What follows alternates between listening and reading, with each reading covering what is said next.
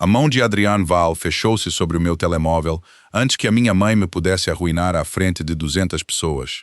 Senti a vibração contra a palma da mão, aguda e implacável. A luz do lustre espalhava-se sobre cálices de cristal e prata polida, como se a sala tivesse sido construída para expor fraquezas. O baile de caridade da minha família já era uma mentira costurada em cetim. Cada sorriso à minha volta vinha com uma avaliação. Quem usava dinheiro? Quem casava por dinheiro? Quem falhava em trazer dinheiro suficiente para casa? Passei 3 semanas a planear mapas de assentos, pacotes de doadores e sinais de tempo para uma noite que nunca fui verdadeiramente convidada a desfrutar. Estava lá como filha no papel, mas naquele salão de baile, eu ainda era aparente que tinha desapontado os Whitmore por aspirar a uma carreira em vez de um marido. O ecrã iluminou a minha mão com o nome da minha mãe. Novamente, ela tinha me avisado antes de os convidados chegarem. Se eu aparecesse sozinha, ela faria com que todos soubessem porquê. Ela diria aos doadores que eu era instável, desleal, impossível de manter. Ela arrastaria a minha vida privada para os holofotes, até que não restasse nada de mim senão uma história de advertência em saltos altos. Não a minha segurança, não o meu emprego, algo mais limpo, mais cruel e mais difícil de reparar. O meu lugar na família. Então os dedos de Adrian fecharam-se sobre o telemóvel. Não de forma brusca, mas final. Olhei para cima e lá estava ele ao meu lado, num fato preto tão perfeitamente cortado que parecia esculpido em vez de costurado. A sua expressão calma o suficiente para parar um batimento cardíaco. Ele só tinha vindo porque eu lhe tinha pedido um favor impossível no seu escritório 2 horas antes. Fingir ser o meu namorado por uma noite, ficar ao meu lado, sorrir quando fosse preciso, ir embora quando acabasse. Eu tinha dito os termos rapidamente, profissionalmente, como se o próprio pedido pudesse morrer se eu lhe desse ar. Ele tinha ouvido em silêncio. Depois, disse que sim. Agora, no centro do salão de baile da minha família, com um quarteto de cordas a tocar suavemente na borda da pista de dança e metade da cidade a fingir que não olhava, ele lançou um olhar para o meu rosto e percebeu que a performance tinha começado antes de eu estar pronta. "Attende", disse ele. Durante um segundo, eu apenas o encarei. Não por causa da ordem, mas pela forma como ele permaneceu ali, perto o suficiente para que qualquer um que olhasse pensasse em intimidade, não em estratégia. O seu ombro quase tocava o meu. O seu olhar nunca saiu do meu rosto. Ele não estava a perguntar o que eu queria fazer. Ele estava a dizer-me que eu não ficaria ali sozinha enquanto era encurralada. Então, atendi. A voz da minha mãe veio, afiada como vidro partido. "Onde estás? As pessoas estão a fazer perguntas, e se achas que podes envergonhar esta família ao chegar sozinha?" "Não vim sozinha", disse eu, mas a minha garganta apertou a meio da frase. Houve uma pausa na linha. Podia ouvir a música do salão de baile a refletir-se fracamente de volta através do telemóvel dela, o que significava que ela estava por perto. "A caçar." "Com quem?" perguntou ela. Adriana estendeu a mão. Um pequeno gesto, fatal na sua certeza. Coloquei a minha mão na dele, e a sala mudou. Não porque as pessoas suspirassem. Elas eram demasiado treinadas para isso. Mas cabeças viraram-se. Conversas esvaneceram-se. Eu afiei-me. Adrian Vale não era um homem que as pessoas ignorassem acidentalmente. E certamente não era um homem que segurava a mão de uma mulher em público sem propósito. "Com Adrian Vale", disse eu. "Silêncio. Se alguma vez viste uma mentira tornar-se demasiado grande para controlar, sabes o som exato desse silêncio." Então a minha mãe riu, frágil e incrédula. "Não sejas infantil." Adrian inclinou-se mais perto e, quando falou, a sua voz era baixa o suficiente para ser só para mim, mas acalmou-me mais do que o conforto teria feito. "Convida-a para vir." Engoli. "Vem ver por ti mesma." Ela veio. Vi-a mover-se pela multidão 20 segundos depois. O meu pai atrás dela, o meu irmão 2 passos atrás. Todos eles com a mesma polidez congelada que as famílias ricas confundem com dignidade. Pararam à nossa frente sob a luz dourada. Sob a lavagem dourada do lustre, a minha família parecia menos sangue e mais um júri. O sorriso da minha mãe veio primeiro, cuidadoso e afiado nas bordas. Os olhos do meu pai foram direto para a mão de Adrian Vale na minha cintura, depois para o relógio de diamantes no seu pulso, depois de volta para o meu rosto como se estivesse a calcular o quão cara uma mentira teria de ser antes de se tornar útil. O meu irmão cruzou os braços. A minha irmã mais nova e a minha irmã mais velha ficaram um meio passo atrás deles, vestidas com julgamento herdado. Ninguém me abraçou. Ninguém perguntou se eu estava feliz. A minha mãe quebrou o silêncio com uma risada demasiado leve para ser gentil. Bem, aprendes rápido. As palavras caíram exatamente como pretendido. Não surpresa, não bênção, um aviso embrulhado como elogio. Adrian não moveu a mão. Senti então o que tinha realmente arriscado ao pedir-lhe isto. Não o meu orgulho, que já tinha sido ferido muito antes desta noite. O que estava em perigo agora era o controlo. Se a minha família acreditasse nesta performance, começariam a tomar decisões à volta dela. Se duvidassem, eles me dissecariam à frente de metade da cidade. De qualquer forma, a minha vida já não seria inteiramente minha, a menos que a mentira se tornasse mais forte do que a suspeita deles. O meu pai estendeu a mão a Adrian. Move-se rápido. Adrian pegou nela com a calma de um homem que nunca se apressou por ninguém. Prefiro clareza. Uma frase. Limpa. Pesada. O meu irmão sorriu. A clareza geralmente vem depois das apresentações. Podia sentir a armadilha abrir-se. Eles queriam datas, detalhes, hesitação. Qualquer coisa que me fizesse gaguejar e transformar isto num espetáculo. Parte de mim esperava que Adrian permanecesse distante, que me deixasse responder, que me desse apenas apoio suficiente para sobreviver à sala. Esse era o nosso acordo. Aparecer juntos. Ser convincente, nada mais. Então Adrian reescreveu os termos sem me olhar. Conhecemo-nos porque Helena Whitmore é a única pessoa no meu escritório que me diz a verdade antes de se tornar conveniente. O seu olhar permaneceu-nos da minha família, frio e nivelado. Notei nela porque é inteligente. Fiquei porque é leal. O resto é privado. A sala não apenas se quietou, mas contraiu-se. A minha mãe piscou primeiro. A minha irmã mais velha recuperou o suficiente para sorrir. Privado já? Isso parece sério. É. Essa única palavra atingiu mais forte do que se ele tivesse levantado a voz. Virei-me para ele antes que pudesse impedir-me. Não havia piscadela, nenhum sinal subtil, nenhuma misericórdia na sua expressão. Se isto era representação, Adrian Vale tinha escolhido um nível de compromisso assustador. O meu pai testou em seguida. Entendes que Helena Whitmore vem de uma família que valoriza aparências. A mandíbula de Adrian moveu-se uma vez. Então deverias valorizar o quão cuidadosamente ela protege as tuas. Essa frase cortou porque era verdade. Durante anos, eu tinha absorvido todas as correções rudes, todos os insultos polidos, todas as exigências para ser menor em público para que a imagem da família permanecesse lisa. Tinha disfarçado aniversários perdidos, favores não pagos, discussões sussurradas e promessas quebradas. Tinha feito o trabalho de limpeza emocional que as famílias ricas deixam para a filha menos propensa a reclamar. E Adrian, que não deveria ter sabido nada disso, tinha visto o suficiente para apontar diretamente para isso. A minha irmã mais nova olhou para mim de forma diferente então. Não mais suave, apenas menos certa. O meu irmão aproximou-se. Há quanto tempo isto dura? Antes que eu pudesse responder, Adrian tomou a decisão por ambos. Tempo suficiente para que o desrespeito por Helena Whitmore seja desrespeito por mim. Parei de respirar por um segundo. Aí estava. O custo. Não apenas o desempenho social. Ele tinha ligado o seu nome, o seu poder e a sua reputação ao meu, à frente de toda a minha família. Se isto corresse mal, não me envergonharia apenas. Poderia mudar a forma como o seu mundo me via, como o meu mundo me usava, e se eu alguma vez poderia sair desse papel de forma limpa. A expressão da minha mãe finalmente quebrou. Fazes com que ela pareça protegida. Adrian olhou para ela com aquela quietude perturbadora que só os homens perigosos parecem dominar. A orquestra tinha acabado de mudar para algo mais suave, quando Adrian respondeu à minha mãe sem levantar a voz. Ela está. 2 palavras. Nada dramático. Nada alto. Mas observei-as a pousar na minha família.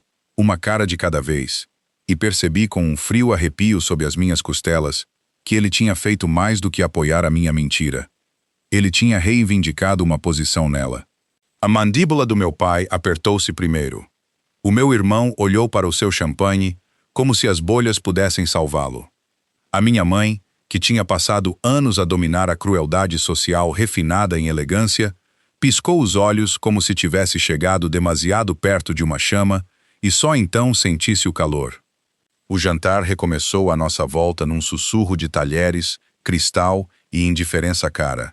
De longe, ninguém teria notado nada de incomum. De perto, o ar parecia pressurizado. Pensei que o pior já tinha passado. Eu estava enganada. O meu pai puxou-me para o lado entre os pratos, sob o pretexto de perguntar sobre o catering. O corredor fora do salão de baile estava revestido de colunas de mármore e espelhos emoldurados a folha de ouro, cada um refletindo pequenos fragmentos de pessoas a fingir que se divertiam. Podia ainda ouvir o som abafado das cordas atrás das portas fechadas. "Já fizeste o teu ponto", disse ele calmamente, o seu sorriso fixo para quem olhasse na nossa direção. "Termina isto graciosamente antes que as pessoas comecem a fazer perguntas que nenhum de nós quer responder." Mantive a minha própria expressão neutra. "As pessoas já estão a perguntar." Os seus olhos endureceram. "Então responde com cuidado." Foi então que compreendi que o próximo movimento não seria humilhação pública. Seria contenção. Se a minha família não me pudesse desacreditar na sala, tentariam gerir a história depois de ela sair da sala.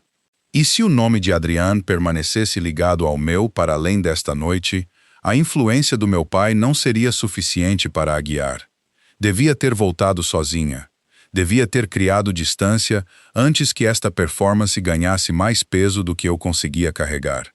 Em vez disso, quando as portas do salão de baile se abriram novamente, Adriane já estava lá, como se tivesse lido a tensão na minha espinha à distância. O seu olhar mudou uma vez da minha cara para a do meu pai. "Há algum problema?" O meu pai deu uma risada polida. "Apenas família." Adriane não sorriu. "A família é geralmente onde o problema começa." A frase pairou ali com uma precisão brutal. O meu pai deu um passo para trás meio centímetro. Foi a primeira vez naquela noite que vi alguém fazê-lo ceder espaço. Então a minha mãe apareceu com uma solução afiada o suficiente para cortar. "Se o relacionamento é sério", disse ela, juntando-se a nós com aquela compostura recuperada que as mulheres ricas usam como armadura. "Estarás no brunch da Fundação Whitmore no domingo. O conselho estará lá, assim como amigos próximos da família.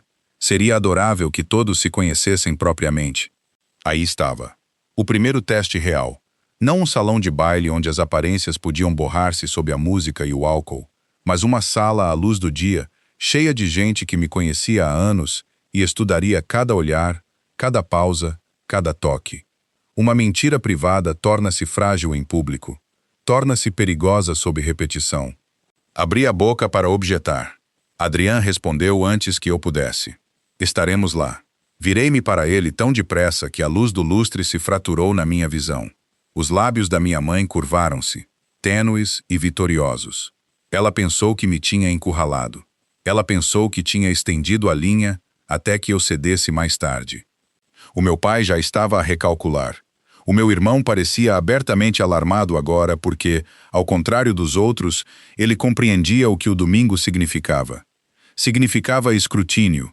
Significava testemunhas importantes. Significava que este acordo tinha acabado de passar de defesa improvisada para facto social. "Domingo às 11, disse a minha mãe. Adriane inclinou a cabeça uma vez. "Envie o endereço para Helena Whitmore, não para mim, através de mim." Como se a minha vida tivesse se tornado um detalhe operacional que ele já tinha integrado no seu. Quando cheguei ao meu prédio de apartamentos, a mentira já me tinha ultrapassado.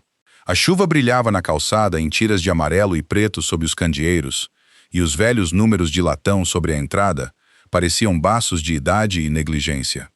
O meu prédio ficava num bloco estreito na East Side, 6 andares de tinta lascada, paredes finas e inquilinos que notavam tudo.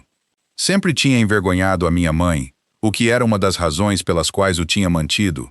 Nada naquele lugar pertencia a uma performance. O radiador batia no inverno, a janela da cozinha emperrava no verão e o terceiro degrau da patamar Emitia um gemido cansado se pisasses do lado esquerdo. Era o único canto da minha vida que ainda respondia apenas a mim.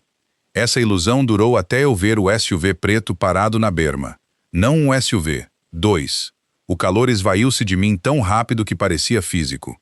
Os motores ronronavam baixos e constantes, demasiado elegantes para o bloco, demasiado caros para o pavimento rachado e os caixotes do lixo a transbordar. 4 homens estavam exatamente onde ninguém no meu bairro alguma vez esteve. Imóveis, alerta, vestidos com casacos escuros que escondiam mais do que o tempo exigia. A equipa de segurança de Adrian Valle não parecia perdida. Pareciam instalados. Parei debaixo do toldo e senti a chuva a salpicar os meus tornozelos nus. Não. Um dos homens abriu a porta traseira do passageiro antes que eu pudesse decidir se devia virar-me ou caminhar diretamente para o problema. Adrian saiu com a mesma calma impossível que usava em salas construídas para intimidar pessoas mais fracas. A cidade parecia estreitar-se à sua volta. Casaco desportivo de carvão, luvas pretas, nenhuma gota de pânico em lado nenhum nele. O meu prédio, com a sua luz de corredor a piscar e as velhas caixas de correio, devia tê-lo diminuído. Não o fez. "O que estás a fazer aqui?" perguntei, mantendo a minha voz baixa porque o porteiro do primeiro andar vivia para escândalos e insônias. O seu olhar moveu-se uma vez para a entrada principal, depois de volta para mim. "Saíste sozinha." Fiquei a olhar para ele, a chuva fria no meu rosto. Isso costuma acontecer quando as pessoas vão para casa. Passou-se um momento. O barulho da rua assobiava na berma. Em algum lugar acima de nós, uma televisão ria através de uma janela fina. "Deste-me um endereço", disse eu. "Não me deste a custódia." A sua mandíbula apertou-se tão ligeiramente que outra pessoa poderia ter perdido. "Não o fiz. A tua mãe não é a única que vai testar as bordas deste arranjo." Isso mudou a temperatura. Não porque ele soasse dramático. Adrian nunca o fazia. Homens como ele faziam com que frases comuns parecessem envelopes selados a transportar más notícias. Olhei para além dele para o segundo veículo, para o homem perto do beco que estava a vigiar ambos os cantos do bloco, em vez de fingir que não. "Que aconteceu?" Ele manteve o meu olhar um segundo a mais. "Um homem saiu do restaurante depois da tua família. Esperou lá fora tempo suficiente para sugerir curiosidade. Depois seguiu o teu táxi durante 11 quarteirões. Os meus dedos apertaram-se nas minhas costas. "Estás a dizer-me isto agora?" "Estou aqui." A resposta atingiu mais forte do que um pedido de desculpas teria feito. Ele não tinha vindo para me acalmar. Ele tinha vindo porque já tinha agido. Odiei que uma parte assustada de mim entendesse a distinção imediatamente. "Não preciso de um acompanhante à minha porta todas as noites. Hoje precisas." A lâmpada do corredor zumbia acima de nós enquanto eu atravessava a entrada principal sem o convidar. Esperei resistência ou um daqueles comandos frios que faziam homens adultos ficarem em silêncio à sua volta. Em vez disso, ouvi os seus sapatos atrás de mim no azulejo, medidos e sem pressa, como se o prédio o tivesse aceite no momento em que cruzou o limiar. A equipa de segurança permaneceu do lado de fora para as sombras, para as testemunhas, para os lembretes de que o que quer que isto tivesse começado como em público, tinha mudado de forma em privado. No patamar do segundo andar, virei-me tão bruscamente que ele quase colidiu comigo. "Não tens o direito de entrar na minha casa porque a minha mãe foi difícil ao jantar." "Não", disse ele. O corredor cheirava levemente a gesso molhado, tinta velha e cebolas demasiado cozinhadas de alguém a arrefecer atrás de uma porta fechada. A chuva batia contra a janela estreita da escada, um som fino e impaciente, enquanto a luz amarela acima zumbia como se estivesse cansada de se manter viva. Mantive uma mão nas minhas chaves e a outra enrolada na alça da minha mala, não porque pensasse que podia parar Adrian Valle se ele decidisse ignorar-me, mas porque a raiva precisava de um lugar para ir. O meu pulso ainda estava irregular do jantar, da performance da minha mãe, da forma como cada mentira tinha ganhado dentes no momento em que ele escolheu usá-la como verdade.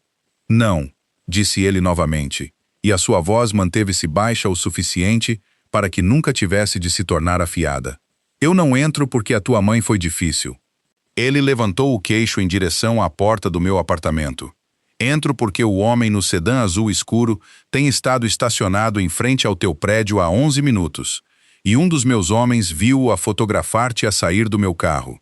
As palavras atingiram mais forte do que se ele tivesse levantado a voz. Por um segundo, tudo o que ouvi foi chuva.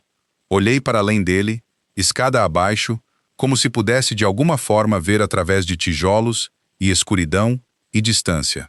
Isso podia ser qualquer pessoa. Podia, disse ele, mas não é. O meu aperto apertou-se nas chaves até que as bordas morderam a minha palma. Isto já não era embaraço à mesa de jantar, não a minha mãe a bisbilhotar, não os meus parentes a cochichar atrás de taças de vinho. Uma fotografia podia viajar mais rápido que uma mentira, e ao contrário de uma mentira, não precisava de permissão para arruinar uma vida. O que é que eles sabem? Perguntei. Ainda não o suficiente. Ainda. Essa única palavra arrepiou-me mais eficazmente do que a chuva que encharcava a bainha das minhas calças. Ele meteu a mão no bolso interior do seu casaco e tirou um telemóvel que não era o que eu o tinha visto usar toda a noite. 2 toques, depois virou o ecrã para mim. Gravações da rua Granny encheram o visor. A entrada do meu prédio. O meu rosto a levantar-se em direção ao toldo. A sua mão nas minhas costas. Do outro lado da rua, um sedã escuro a arrancar sob uma árvore morta. O condutor nunca saiu. O ecrã de um telemóvel acendeu-se uma vez dentro do carro como uma pequena lâmina. Quem é ele? Sussurrei. Não sei a que comprador ele se reporta, disse Adrian. Eu sei o método. Comprador. A palavra mudou tudo. Não fofoca então. Não humilhação ao nível da sociedade. Negócios. Alavancagem. O tipo de alavancagem que não terminava com explicações constrangedores na segunda-feira de manhã. O que é que eles acham que viram? Perguntei. Os seus olhos mantiveram-se nos meus, firmes e ilegíveis. Algo útil. A minha secretária a entrar no seu apartamento depois de um jantar de família comigo. Perto o suficiente para sugerir acesso. Pessoal o suficiente para sugerir influência. Odiei quão rápido a minha mente compreendeu o perigo. Pessoas que queriam algo de Adrian Vale não viriam ter comigo porque se importavam quem eu era. Viriam porque eu parecia acessível. Porque eu parecia frágil. E eu aguento-me com a minha família, disse eu, ouvindo quão fraco soava diante do que ele estava realmente a dizer-me. Não concordei em tornar-me parte de qualquer guerra que te segue para casa. Um músculo moveu-se uma vez na sua mandíbula. Já és. O silêncio pressionou entre nós. Devia tê-lo odiado por essa frase. Talvez o tenha feito. Mas o ódio não apagou a verdade da filmagem da rua, ou do sedã, ou do facto de que alguém tinha decidido que o meu nome importava no momento em que o dele foi colocado ao lado dele. De baixo veio um breve estalo num auricular e o som abafado de um dos membros da equipa de segurança a falar. Adriana ouviu sem tocar em nada. Depois olhou para além de mim para a minha porta novamente. Eles correram a tua matrícula na semana passada, disse ele. O chão parecia menos estável debaixo de mim. O quê? O teu carro. Fora da garagem do escritório. O seu olhar não se suavizou, mas algo nele tornou-se mais cuidadoso, como se estivesse a medir quanta honestidade eu podia aguentar antes que se transformasse em medo. A chuva pressionava mais forte contra a janela da escada, transformando o vidro numa folha trêmula de prata negra, enquanto o meu pulso batia tão forte que quase parecia respondê-la. As palavras sobre o meu carro não pousaram de uma vez. Vieram em fragmentos primeiro. Correram a tua matrícula na semana passada fora da garagem do escritório antes que a reunião tomasse forma suficiente para apertar a minha garganta. Até aquele momento, a mentira ainda parecia controlada, quase elegante no seu perigo. Jantares de família, toques ensaiados, entradas cuidadosamente cronometradas, uma performance com bordas limpas. O que estava à minha frente agora não tinha bordas limpas. Alguém tinha tirado a história do palco e seguido-a para a escuridão. Fiquei a olhar para Adrian e ouvi a minha própria voz sair mais fina do que eu queria. Quem? Uma de 2 possibilidades, disse ele. A tua família mencionou o carro vezes demais. Ou alguém a observar o escritório conectou-te a mim e decidiu que eras útil. Útil, não importante, não querida.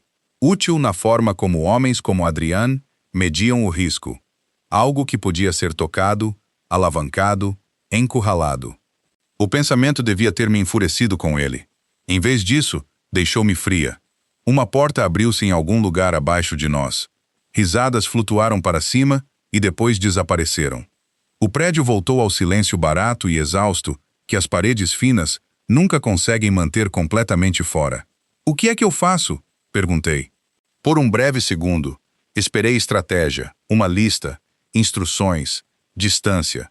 Em vez disso, Adrian passou por mim, pegou na chave suplente da minha mão, destrancou o meu apartamento e empurrou a porta como se a escolha já tivesse sido feita em algum lugar dentro dele, antes de eu alguma vez ter feito a pergunta.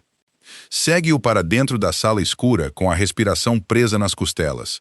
A luz da lâmpada caía sobre o pequeno sofá, a pilha de correio por abrir junto à fruteira, o cardigan que tinha deixado sobre uma cadeira da cozinha naquela manhã. A minha vida parecia embaraçosamente comum sob a sua atenção. Não mais ficar aqui sozinha, disse ele. Na verdade, dei uma risada, aguda e incrédula. Não tens o direito de decidir isso. Ele virou-se para mim lentamente, sem voz elevada, sem movimento dramático, apenas aquela quietude terrível dele a assentar-se na sala, até que mesmo a minha própria indignação parecia frágil ao lado dela. Eu decido quando alguém começou a vigiar-te por minha causa. Isso não é proteção. Isso é controlo. Pode ser ambos. A honestidade daquilo atingiu mais forte do que a negação teria feito. Ele não vestiu a verdade com palavras mais suaves. Não fingiu que isto era nobre de uma forma limpa e descomplicada. Adrian oferecia segurança da mesma forma que fazia tudo o resto, com posse incorporada na estrutura. Cruzei os braços, mais para me segurar do que para o desafiar. Não me vou mudar para o teu mundo porque estás zangado. A sua mandíbula apertou-se. Isto deixou de ser sobre raiva fora da garagem do teu escritório. Então ele levantou uma mão para o membro da equipa de segurança à porta. Um dos 4 homens entrou, silencioso e largo de ombros, carregando uma mala preta compacta. Outro permaneceu no corredor. Os outros 2, sabia sem ver, estariam no rés do chão e na rua. Adrian pegou na mala, abriu-a no balcão da minha cozinha e o clique metálico dos fechos soou indecentemente final. Lá dentro jazia um novo telemóvel, um cartão de acesso fino e um pequeno rastreador fosco, não maior do que uma caixa de fósforos. O meu estômago desceu. Não vais levar o telemóvel. Não vais usar o carro atribuído a ti. Eu disse não. Ele olhou para mim e pela primeira vez naquela noite, algo quase humanamente desgastado moveu-se por baixo do aço. Helena Whitmore, eles já te escolheram como ponto de acesso. A forma como ele disse o meu nome completo fez a sala ficar quieta. Não uma secretária, não um inconveniente, não uma atriz temporária no teatro da tua família, um alvo. Odiei que parte de mim o compreendesse. Odiei ainda mais a parte que sentia alívio. Ele atravessou para o quarto e abriu o roupeiro com a mesma eficiência implacável que trazia às negociações. Arruma o que precisas para 72 horas. Segui-o, a fúria alcançando o medo finalmente. O trovão rolou suficientemente longe para soar civilizado, mas dentro do apartamento nada parecia civilizado. Uma mala meio aberta jazia na cama entre camisolas dobradas e blusas de trabalho, e as minhas mãos moviam-se mais rápido do que os meus pensamentos, pegando em carregadores, medicamentos, o vestido azul escuro que usava quando precisava de parecer composta, mesmo quando não estava. Adrian Vale estava perto da porta do roupeiro, o casaco ainda úmido da chuva, o telemóvel na orelha, dizendo muito pouco. Aquele silêncio dele tinha começado a assustar-me mais do que a raiva. Quando terminou a chamada, não me olhou logo. Olhou para a mala, para a sala, para a vida que eu tinha construído em pedaços cuidadosos e silenciosos, como se estivesse a calcular quanto disso podia sobreviver ao que estava por vir. O teu irmão vendeu o teu endereço por dinheiro. A blusa escorregou dos meus dedos e pousou no tapete sem som. Por um segundo, não ouvi nada, nem a chuva, nem o zumbido baixo do frigorífico da cozinha, nem mesmo a minha própria respiração. De todos os que podiam ter cedido, eu não me tinha preparado para a família. A minha mente procurou alguma explicação mais gentil e não encontrou nenhuma. A família de Helena Whitmore sempre teve talento para me amar de maneiras que deixavam hematomas que mais ninguém conseguia ver, mas isto era diferente. Isto não era decepção ou culpa ou outra mão no meu salário. Isto era um preço posto à minha segurança. Não, disse eu, e odiei quão fraco soou. Adrian finalmente encontrou os meus olhos. Eu confirmei 2 vezes. Queria perguntar qual deles. Queria acreditar que ainda podia haver uma cara inocente naquela mesa. Em vez disso, ouvi-me a fazer a pergunta mais cruel. Quanto? A sua mandíbula moveu-se uma vez. O suficiente para que quem quer que esteja por trás desta nova desespero fizesse o resto. Esse foi o ponto de ruptura, não a ameaça, não o movimento, nem mesmo o facto de ele ter entrado no meu apartamento e começado a reorganizar a minha vida como uma tomada hostil. Foi aquele número que eu não sabia, pairando no ar como podridão. Uma quantia de dinheiro tinha sido suficiente para tornar o meu sangue negociável. Sentei-me na beira da cama porque os meus joelhos tinham deixado de me pertencer. O calor subiu pela minha garganta, afiado e humilhante. Tinha passado anos a tornar-me útil, confiável, irrepreensível. Tinha sido a mulher que arranjava horários, lembrava nomes, suavizava desastres antes que eles me tocassem. Tinha desempenhado o papel que ele precisava com regras, limites, termos. Mas nada disso podia sobreviver à antiga dor que se abria em mim agora. Aquela que dizia que eu sempre fui a mais fácil de gastar quando a conta chegava. Olha para mim, disse ele. Eu não o fiz. Helena Whitmore. Isso foi o suficiente. Olhei para cima com uma raiva tão quente que as lágrimas não caíram. Não tens o direito de me comandar através disto. Não, disse ele, mais baixo do que antes. Tu tens o direito de decidir o que se parte hoje à noite. A sala ficou quieta. Ele meteu a mão no bolso interior do seu casaco e colocou uma folha de papel dobrada na cama entre nós. Sem floreado dramático, sem ameaça, apenas factos. Uma transferência bancária, um número de telemóvel descartável. O meu endereço digitado numa mensagem que me fez arrepiar a pele. Reconheci os últimos 4 dígitos de uma conta familiar antes mesmo de perceber que os estava a ler. Ele não tinha vindo para me controlar desta vez. Ele tinha vindo para me dar a verdade e deixá-la arruinar algo. Peguei no meu telemóvel com dedos trêmulos e disquei para casa antes que perdesse a coragem. Adrian não me deteve. Afastou-se em vez disso, em direção à janela, dando-me o tipo de privacidade que parece mais íntimo do que o toque. A chamada tocou no 3º toque. A minha mãe atendeu, a voz brilhante com o falso calor que as pessoas usam quando já estão com medo. Não perdi um segundo. Qual de vocês me vendeu? Silêncio. Não confusão. Não ultraje. Silêncio. O silêncio na linha contou a verdade mais rápido do que qualquer confissão poderia ter feito. A minha mãe respirou uma vez, bruscamente, e algures atrás dela ouvi uma cadeira a raspar contra o azulejo. Depois a maldição baixa do meu irmão. Depois o meu pai a perguntar o que tinha acontecido, com uma voz já despojada de autoridade. Ninguém negou. Ninguém se apressou a consolar-me. O medo tinha entrado naquela casa antes da minha pergunta, e agora estava em todas as divisões com as mãos nos bolsos. Não era suposto chegar tão longe, disse a minha mãe por fim. O meu aperto apertou-se no telemóvel até as minhas juntas doerem. Quem? Outra pausa. Menor desta vez. Culpa. O teu tio pôs-nos em contacto com um homem que disse que só queria informação. Ela sussurrou. O teu horário de trabalho. Se estavas mesmo a ver alguém poderoso.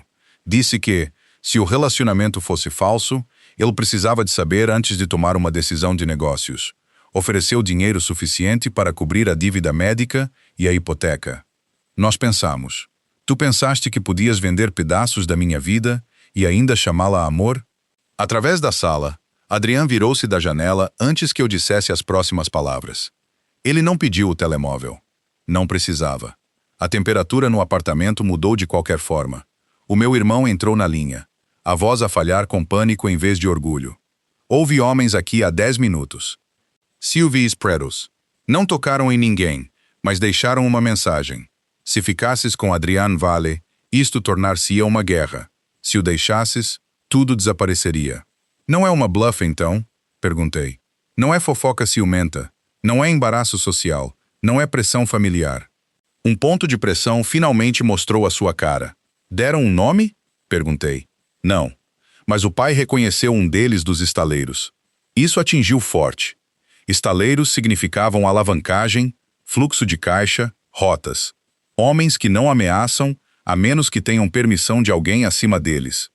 Significava que isto já tinha ido para além de mim. Adriane estendeu a mão. Fiquei a olhar para ela por um fôlego, depois coloquei o telemóvel na palma dele. A sua voz, quando veio, foi baixa o suficiente para fazer cada palavra parecer esculpida em aço. Coloca todos numa sala. Fecha as portas. Não respondas por ninguém, exceto pela minha equipa de segurança. O meu pai voltou à linha, o orgulho desapareceu agora, substituído por medo nu. Quem está a fazer isto? A expressão de Adriane não mudou. Alguém que pensou que Helena Whitmore estava desprotegida. Esse mal-entendido acaba hoje à noite. A linha ficou morta um segundo depois, não porque ele desligou, mas porque a casa desceu para o movimento e o pânico. Esperei que ele começasse a dar ordens do apartamento. Esperei segredo, estratégia, outra parede cuidadosa colocada entre mim e o mundo dele.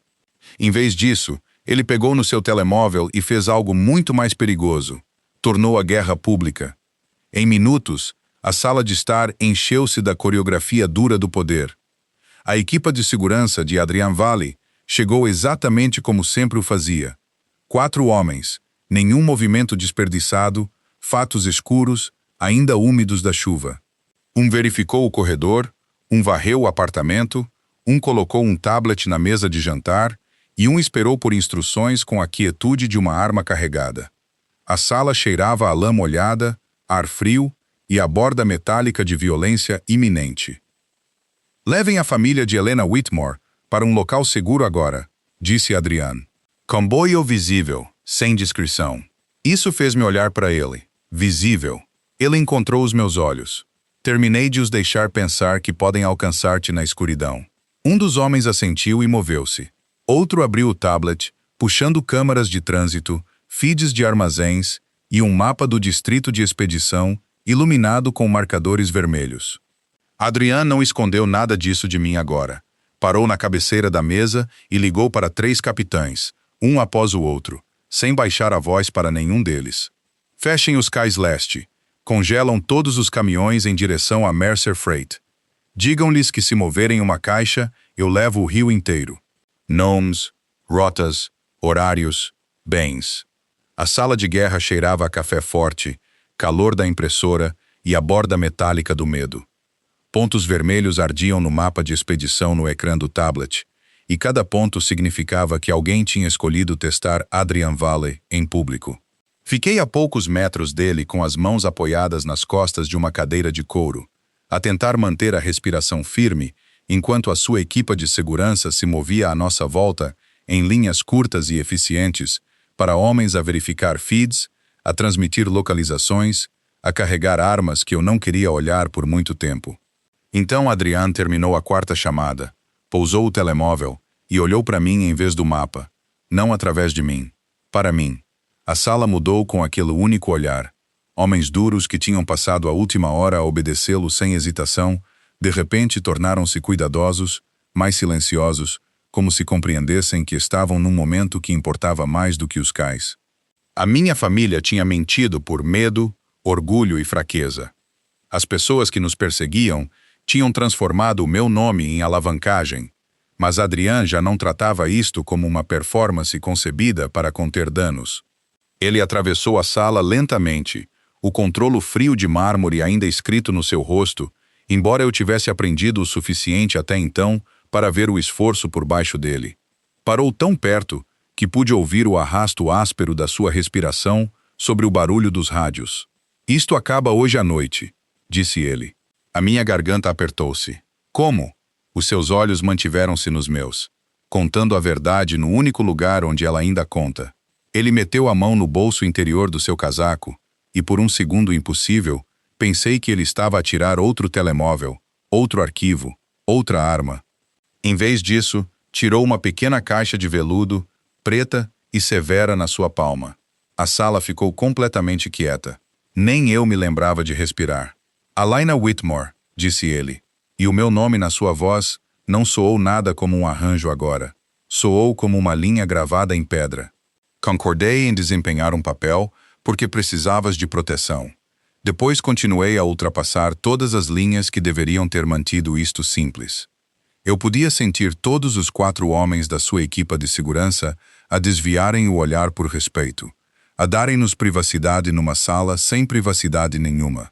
Algures atrás de mim, uma das câmaras dos cais estalou com estática. A cidade ainda se movia. Caminhões ainda estavam a ser parados. Homens ainda estavam à espera de ordens. E Adrian, o homem mais controlado que alguma vez conheci, estava a escolher este momento para arriscar algo que não podia comandar de volta depois de ter sido dito. Eu disse a mim mesmo que estava a manter-te segura, disse ele. Mas a verdade é que deixei de fingir antes de tu. As palavras atingiram mais forte do que qualquer tiro que eu tivesse ouvido naquela noite. O meu pulso vacilou. Cada jantar humilhante, cada toque encenado, cada ato de proteção implacável, cada momento em que ele tinha levado o papel longe demais e olhava para mim como se não fosse atuação. Todos se reorganizaram de uma só vez. Não obsessão, não posse, não dever, amor, amor perigoso, inconveniente, inegável. Ele abriu a caixa. Um anel capturou a luz de cima. Fogo branco contra veludo negro. Não te vou pedir uma performance, disse ele. Não outra vez. Se te afastares depois de hoje, ninguém te toca. Ninguém toca na tua família. Eu ainda acabarei com isto por ti. Mas se ficares, Helena, então fica porque é real. Fiquei a olhar para ele, para o anel, para o homem que tinha ido para a guerra por uma mentira e que agora estava a depor a única arma que nunca tinha cedido voluntariamente, a certeza. Pela primeira vez desde que isto começou, a escolha era minha sem uma armadilha escondida nela. Pensei na voz trêmula da minha mãe. No silêncio do meu pai. No meu irmão finalmente a ver o que o seu pânico tinha custado. Pensei em Adrian a ficar entre mim e todas as ameaças que tinham entrado pela minha porta. Depois, na verdade, mais dura por baixo dela, que em algum momento eu tinha deixado de imaginar a segurança sem ele nela.